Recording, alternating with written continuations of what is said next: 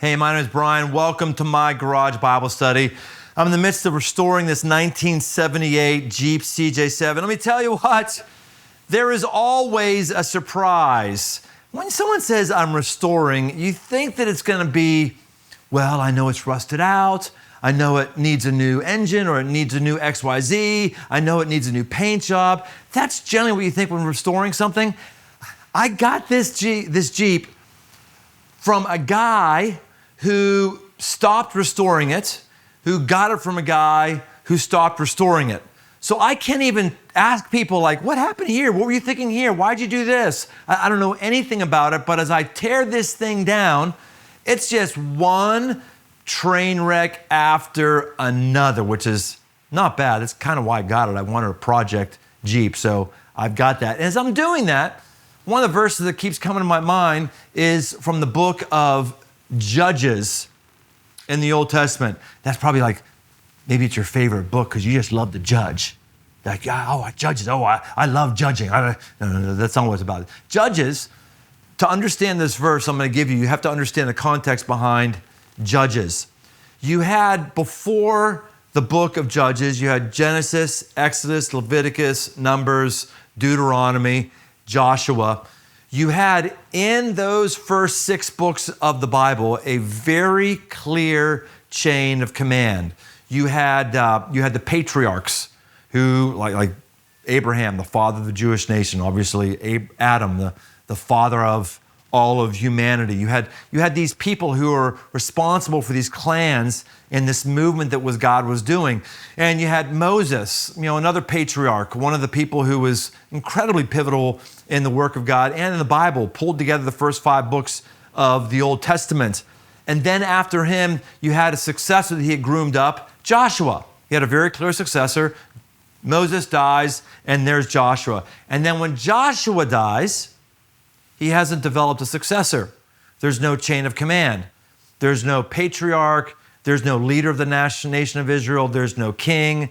There's no nothing. And that's where the book of Judges starts. And so what you see happening is kind of these people who just almost organically rise up to judge the nation of Israel, to judge with their disputes internally, or to vindicate them in judging the exterior threats to them. They're military leaders. They're people like Gideon or Samson, or people you've never heard of like Othniel or Deborah. Just a mishmash of people that just rise up out of nowhere with seemingly no rhyme or reason. And this attitude of no rhyme or reason pervades all the way through Israel's history, actually up until they get a king, their king. But here's the line that sums up really the entire nation of Israel in the era known as the Judges, and it sums up the average person's life today. Here's what the last verse says. In those days, there was no king in Israel, and everyone did what was right in his own eyes.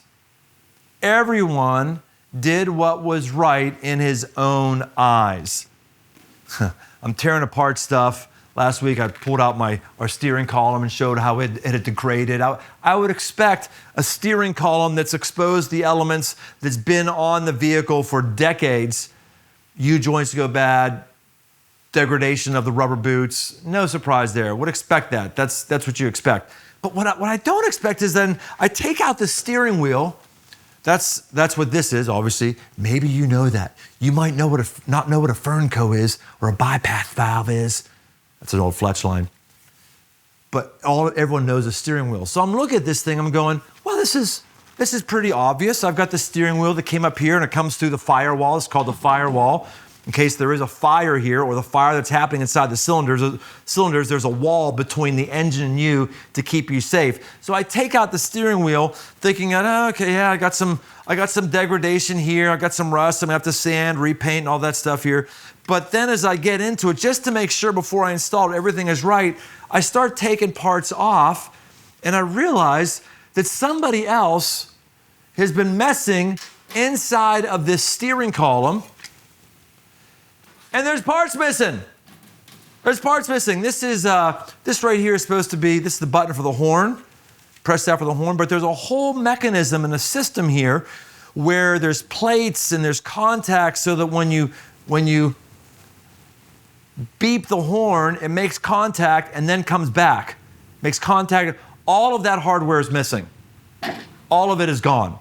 What hardware there? Thankfully, we got this thing called the World Wide Web. It's known as the Information Superhighway. There's websites you can find the part diagrams. Fortunately, I have a book that shows me what should be in here. And so now I've got to find these parts and I've got to source these parts. But what frustrates me about this so much is that somebody at some point just said, well, why not? I'm gonna tear into the steering column and I don't need that part.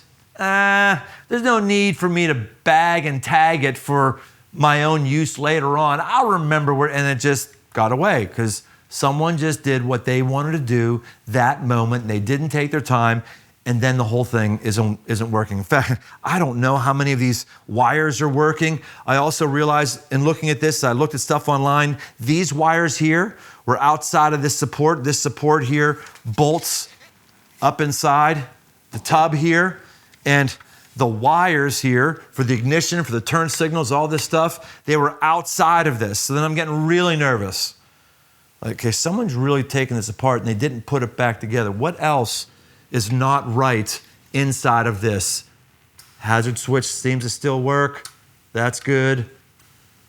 And this, so now I've got to tear out the whole thing and just go all the way through it just to make sure everything is working. Friends, let me tell you, this is what happens when you do things that are right in your own eyes. This is why so many of our lives don't work.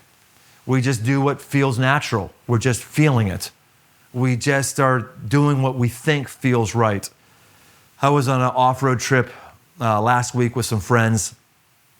And when you get into really technical terrain, obviously not with this vehicle, with my truck, really technical terrain that you can't see, you have to have someone who marshals you because you can't see exactly where your wheels are.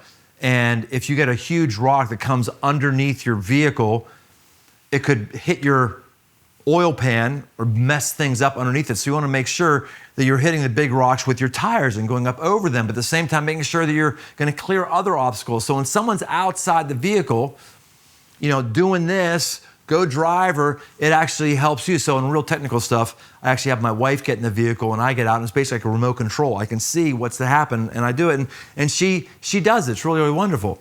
Sometimes couples will go out there and someone will be giving the marshalling, but the person inside the vehicle just feels like they're giving the wrong instructions. They feel off camber, and so they want to, based on how things feel inside the vehicle, they want to do what they want to do instead of what the person who sees very clearly is telling them what to do. And that's a metaphor for all of us. We want to be ruled by our heart. Just follow your heart. Yeah, but as we talked about last week, your heart is tainted. My heart's tainted. It's ruled by the flesh. Our heart is not accurate. We know this because our heart tells us one thing one day and then a year later we find out that was wrong. Friends, if you're going to put your life together, put it together according to this book. Don't go by feelings. Don't go by, I just kind of take that out. I don't know. We need that part. You need it. So many of us have undesired consequences of being our own king and doing what we want. Every man and woman did that which was right in their own eyes, and then we get a life that just doesn't work, a life that doesn't steer, that's missing parts, that can't take us where we want to go. I'm glad you're here with Garage Bible Study. I feel odd talking to you this way because you're in the 1%. You're actually tuning in to a video to learn about the Bible, which is basically a life manual, can be a life manual to help your life work. I'm trying to help your life work. I hope I'm helping. I hope you're getting someplace. We're going to pick this back up next week here in my Garage Bible Study.